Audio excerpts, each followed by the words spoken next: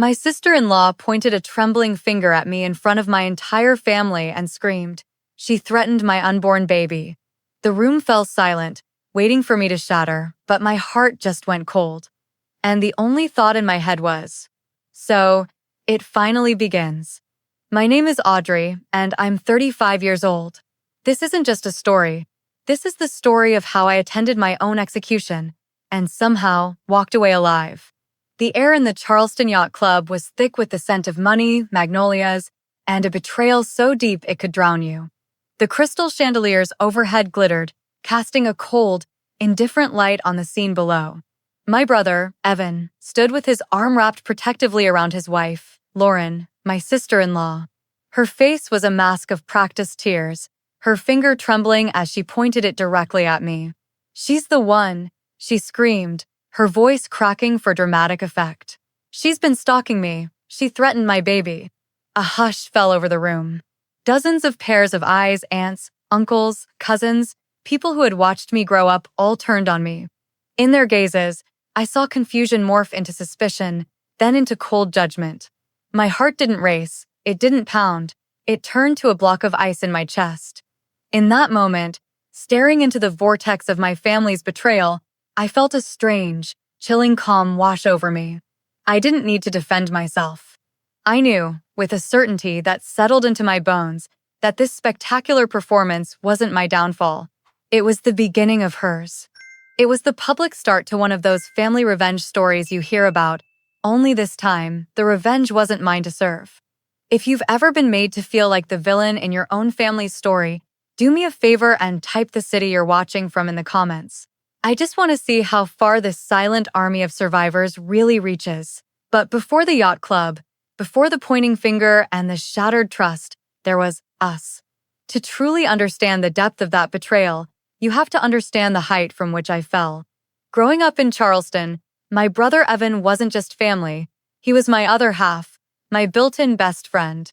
We were the keepers of each other's secrets, partners in crime during humid summer nights, and the only two people who truly understood the complex dynamics of our old Southern family. Our bond was forged over Sunday brunches on our parents' porch, over sailing trips in the harbor where the salt spray hit your face just right, over 1,000 inside jokes that no one else could ever penetrate. He was my constant, my anchor.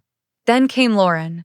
When Evan brought her home, I saw her not as an intruder, but as a chance to finally have the sister I'd always wanted.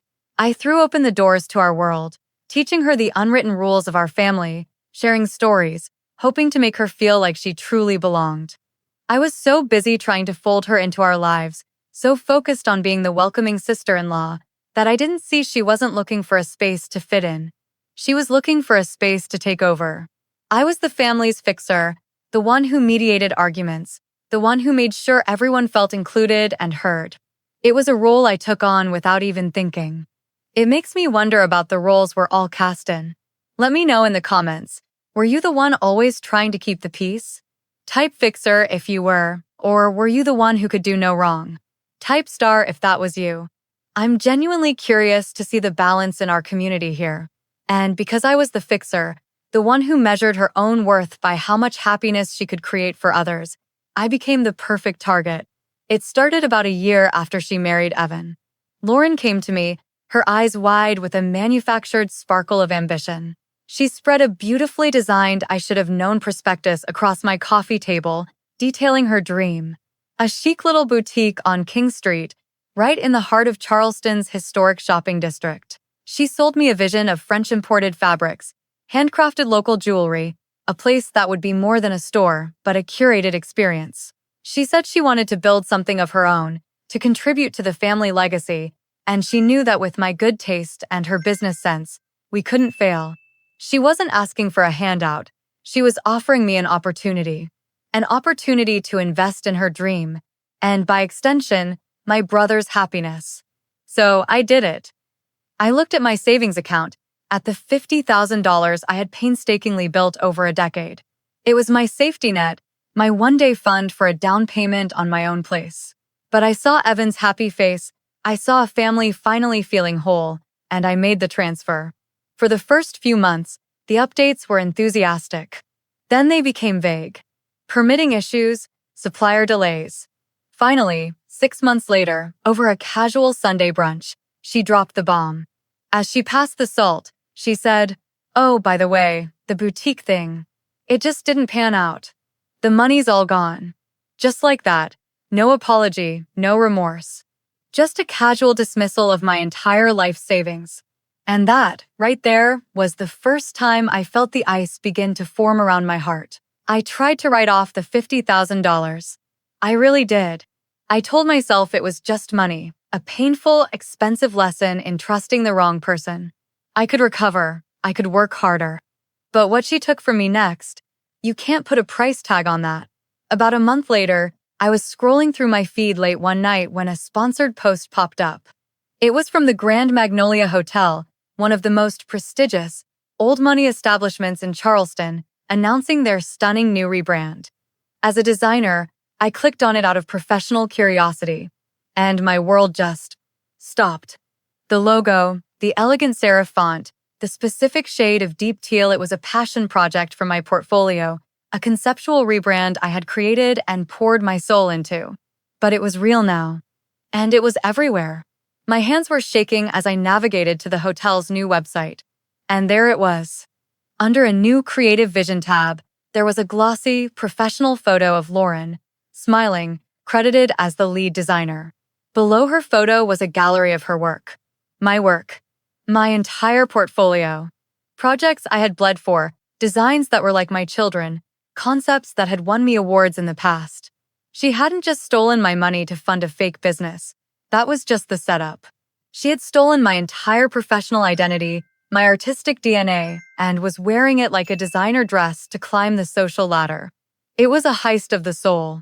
That feeling, seeing a piece of your spirit with someone else's name on it, it's a violation that cuts deeper than any financial loss. If you have ever poured your heart and soul into something, only to have someone else try to take the credit, just type "I see you" in the comments below. Because I see you, and I know that specific, quiet pain. My first instinct wasn't to lawyer up or to blast her on social media. My first instinct was to run to my family, to my brother.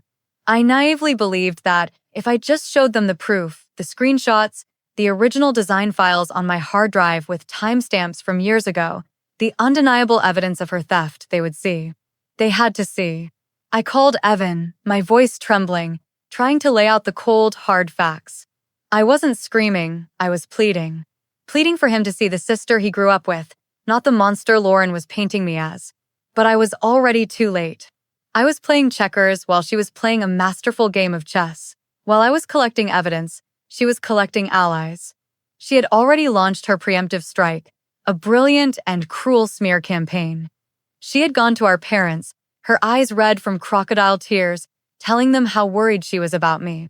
She claimed the stress of the failed investment had made me unstable, that I was becoming obsessed and delusional. Every email I sent to Evan with proof was forwarded to them as another sign of my unraveling. My desperate calls for him to just look at the evidence were twisted into harassment. She built a narrative where she was the frightened victim and I was the bitter, jealous sister-in-law who couldn't handle her success. She was so good, so convincing, that she managed to turn my righteous anger into a symptom of madness. And slowly, the doors I had always run to for safety began to lock, one by one. The gaslighting was so total, it felt like the very walls of my own life were closing in on me. But even with all those doors closing, there was one I kept knocking on, one I refused to believe would ever be locked to me. The door to my brother. I drove to his house, the one on the marsh with the twin rocking chairs on the porch where we used to sit for hours. I needed to see him, to look him in the eyes, convinced that face to face, he would remember the sister he'd spent his entire life with. He met me on the porch, blocking the entrance, his arms crossed. He didn't hug me. He didn't even offer a sad smile. Before I could even present the folder of evidence in my trembling hands, he held up his own to stop me. "Audrey, that's enough," he said, his voice flat, devoid of the warmth I had known my entire life. "Lauren is my wife. She is carrying my child. My priority, my loyalty, is to my new family now." I opened my mouth to protest, to scream that I was his family too, but he cut me off. "Frankly," he said, looking away toward the street, I don't care what happened with your designs or your money. It's done. You need to let it go. You're the one causing all this drama. You're tearing this family apart. That was it. That was the kill shot. I wasn't the one who had been stolen from, lied to, and gaslit. I was the problem. In his story, the one she had written for him, I was the villain. Losing my brother, right there on that porch, was a pain far deeper than any theft. That was the moment I truly lost everything. I was officially an island, and the tide was coming in. For the next few weeks, my world shrank to the four walls of my small downtown apartment. The Charleston sun could have been the moon for all I knew. I let the grief swallow me, replaying every betrayal, every locked door, every cold word from my brother. I was drowning in the injustice of it all, and a part of me didn't even want to be saved. Then one morning, sunlight cut through the blinds and hit the dust motes dancing in the air. I was staring at the dark screen of my design tablet, the very tool she had used against me, and I saw my own hollowed-out reflection. And for the first time in a long time, a different voice cut through the noise in my head. It was quiet, but it was clear. It said, "Are you going to let them have the rest of your life, too?" That was it. That was the moment. I realized that fighting Lauren on her terms meant staying in the toxic bubble she had created. It meant my life would forever be a reaction to hers. Every ounce of energy I spent trying to expose her was an ounce of energy I wasn't spending on myself. I even searched online for those dramatic family revenge stories, looking for some kind of blueprint, but they all felt wrong. The ultimate revenge, I realized, wasn't a fiery confrontation. It was cold, quiet indifference. It was building a life so full and beautiful that they no longer had a place in it, not even in my thoughts. That day, I archived every old file. I started over. I decided to rebuild, from scratch, and let my work be my only statement. That decision, to choose your own future over a toxic past, is terrifying. If you have ever had to make that impossible choice to walk away from a family situation to save yourself, just type "I chose me" in the comments. You are not alone in that silent, brave battle. So, I disappeared. I went completely dark. No more desperate phone calls, no more emails with proof, no more showing up unannounced. I muted the family group chat.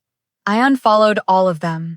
I poured every ounce of my energy, my pain, my anger into my work, building a new portfolio under a new professional name. I became a ghost.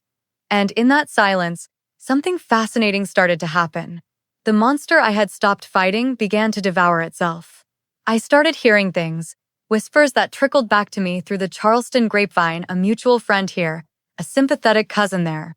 Lauren, despite having everything she had ever wanted, was miserable. She was living in a state of constant, high alert, paranoia. My silence wasn't peace to her. It was the quiet before a storm she was certain I was brewing. I heard that she accused her new assistant of being a spy I had hired to sabotage the hotel project. When her work computer crashed from a standard virus, she locked herself in her office, convinced I had hacked her. She changed her passwords weekly. Evan once mentioned a new restaurant to her, and she had a meltdown, positive that I had told him to suggest it so I could ambush them there. She saw my car, or a car that looked like mine, everywhere. I wasn't haunting her. I didn't have to. Her own guilt was the ghost that followed her down every beautiful, cobblestone street. She was a prisoner in the gilded cage she had built for herself, and I hadn't lifted a single finger. I was simply living my life, miles away, and the thought of it was driving her mad. Almost a full year passed. A year of grinding, of late nights fueled by coffee and a burning desire to rebuild. I started landing my own clients, good ones, all through word of mouth and the strength of my new, anonymous portfolio. I was slowly, quietly, becoming myself again. Then came the invitation to the Magnolia Preservation Ball, the absolute pinnacle of the Charleston charity season. I wasn't going to go, but my biggest client, a prestigious architectural firm, had invited me as their guest. It was a career move I couldn't refuse. I walked into that grand ballroom, not as Evan's broken little sister, but as a professional woman, on my own terms. And of course, across the sea of tuxedos and gowns, I saw them. Lauren, draped in a designer dress, holding court under the main chandelier, with my brother standing dutifully by her side. A year ago, the sight would have crippled me. That night, I felt nothing. A beautiful, liberating void. I didn't hide, I didn't confront. I simply existed. I focused on my clients. I laughed, I networked, I sipped my champagne. My friend told me later that the moment Lauren spotted me not broken, not crying, but laughing and looking radiant, her flawless smile faltered. For the rest of the night, she was a mess of anxiety, constantly shooting paranoid glances in my direction, whispering furiously into Evan's ear. She even caused a small scene, stumbling and spilling red wine all over a city councilman's wife. The mask was cracking. Her perfect, stolen life was being threatened by the simple, undeniable fact of my happiness. There is a unique and quiet power in simply outgrowing the people who tried to break you. If you know that incredible feeling of showing up and glowing up while your haters watch from the sidelines, just type thriving in the comments. Let's celebrate that glow up together. The cracks that appeared at the Magnolia Ball grew into fissures over the next few months. Lauren's paranoia was escalating, and she knew she was losing control of the narrative. So she planned one last, desperate gamble to solidify her status as the victim and me as the villain, once and for all. The stage was her baby shower, held at the elegant Charleston Yacht Club. My parents had pleaded with me to attend, for the sake of the family. I agreed, not for them, but for me. I wanted to prove to myself that I could be in the same room as my ghost and feel nothing. The air was heavy with the sweet scent of cake and the bitter tension of unspoken truths. Then, it happened. Just as I described at the beginning of this nightmare. Lauren, seeing my calm composure as an act of war, pulled my brother to the center of the room and unleashed her final performance. The fake tears, the shaking hands, the accusation that I had threatened her and her unborn child. The silence in the room was absolute. Every eye was on me. My brother's face was a mess of conflict, silently begging me to just apologize and end the scene. But I was done ending scenes that I didn't start. I let her accusation hang in the air, letting the weight of its absurdity sink in. Then, with deliberate calm, I walked to my purse, took out my phone, and approached my brother. I didn't raise my voice. I simply turned the screen towards him. "Evan," I said, my voice dangerously quiet. "This is a photo of me with Mom and Dad. We were having brunch at the Glass Onion over on John's Island. And as you can see from the timestamp and the geotag right here, it was taken exactly 37 minutes ago." I watched his eyes trace the undeniable, digital proof. The lie, so loud and dramatic just moments before, simply evaporated under the cold, hard light of the truth. You could have heard a pin drop on the plush carpet of that club. The lie was dead, and everyone in that room had just attended its very public funeral. The party, needless to say, ended in a flurry of awkward goodbyes and averted glances. In a tight-knit city like Charleston, where reputation is everything, a story like that has legs. It didn't take long. Someone at that party knew someone on the board of the Grand Magnolia Hotel. An anonymous tip was made. A quiet inquiry was launched. With the timeline of my real portfolio and the very public nature of her lie, it was an open and shut case. Lauren lost the hotel contract, of course. But she lost more than that. She was professionally disgraced, a pariah in the very social circles she had fought so desperately to conquer. A few days later, Evan appeared at my door, unannounced. He looked like a man who hadn't slept in a week. There were no excuses this time. No justifications. He just stood there, his eyes red-rimmed, and apologized. He was sorry for being a coward, for being blind, for failing me as a brother. He asked, his voice breaking, if we could ever go back to the way things were. I looked at the brother I had loved my entire life, and for the first time, I felt a kind of sad, detached pity. "I can forgive you, Evan," I said, and I meant it. "I have to, for my own peace. But we can't go back. The trust we had." She burned it to the ground, and you stood by and handed her the gasoline. Forgiveness doesn't mean amnesia. Our relationship wasn't something to be repaired, it was a ruin to be remembered. And I was done living in ruins. I closed the door that day, not just on my brother, but on an entire chapter of my life defined by their drama. That was 2 years ago. Today, my design firm, the one I built from the ashes, under my own name, is more successful than I had ever dreamed. I have a small, brilliant team, a bright studio overlooking the harbor, and clients who value my work for what it is. I am whole. As for Lauren and Evan, I hear they moved somewhere up north after the fallout. Their names occasionally come up, but they sound foreign to me now, like characters from a book I read a long time ago. Their story no longer has any power over mine. I finally understand that revenge isn't about getting even. It's about getting free. For the longest time, I thought I wanted justice, but what I really needed was peace. The greatest revenge I ever got was the one I never sought. It was the hard work, the healing, the decision to pour my energy not into tearing them down, but into building myself up. The most profound lesson I carry with me is this: don't waste your time plotting to destroy their kingdom. Instead, build your own empire so vast and so magnificent that from the highest tower, you can't even see the ruins of their petty little world anymore. Make your success so absolute that their betrayal becomes nothing more than an irrelevant, forgotten footnote in the epic story of your life. My story is proof that you can rebuild from any wreckage. This space is for all of us who have turned our deepest wounds into our greatest strengths. If you believe the best answer to darkness is to create your own light, then hit that subscribe button and join this community of architects of our own damn lives. Let's build our empires together.